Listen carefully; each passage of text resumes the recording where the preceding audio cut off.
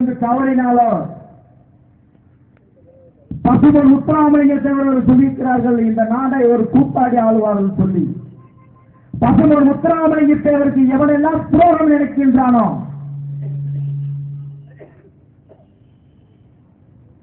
இந்த கடந்த ஆண்டுகளால் நன்றாக தெரியும். ஜெயந்தி விழாவிற்கு 144 தடை.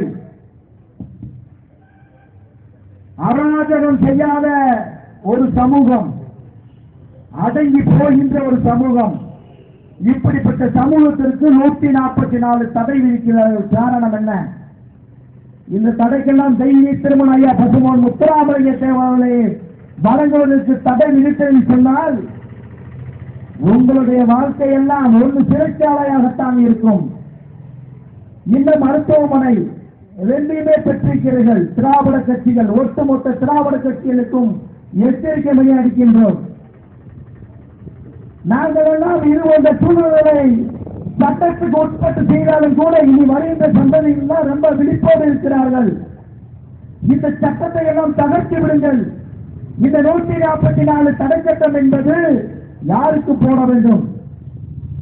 ஒரு பெரிய பூவும் வெடிக்குது, பெரிய கலவரம் வெடிக்குது, அங்கதான் போற 144 தடை சட்டம்லாம். ஒரு சாமியை கும்பிட போறதுக்கு 144 தடை சட்டம் என்று சொன்னால், இங்கே இருக்கின்ற ஒட்டுமொத்த தமிழகத்திலே, இந்தியாவிலே தமிழகத்தில் தான் கோயில்கள் அதிகம் என்று கூறுகிறார்கள். பசுமன் முத்துராமலிங்க தேவரை வழங்க செல்வதற்கு 144 தடை என்று சொன்னார். இங்கே இருக்கின்ற கோயில்களுக்கெல்லாம் கும்பிடக்கூடாதுன்னு சொல்லி 144 தடை போட முடியுமா? அவங்களால் ஒரு மயிலும் போட முடியாது. ஆனால் எச்சரிக்கை அளிக்கின்றோம். மத்திய அரசு ஒப்புதல் பெற்றவுடன் நீங்கள் இந்த டிஎன்டி சலுகைகள் வழங்குவதற்கு சொன்னால் மீண்டும் ஒரு முறை சொல்வது, முதல் கட்டமாக உத்தரவிட்டிலே அரசு அலுவலர்களை எரித்து திருத்திலே பசத்து கொடுத்த தயாராக இருக்கிறது என்பதை கூறிக்கொண்டு பேச வாய்ப்பளித்த அனைவருக்கும் நன்றி கூறுகிறேன். வாழ்க்கை தேவனாவும் ஜெய் ஹிந்த்.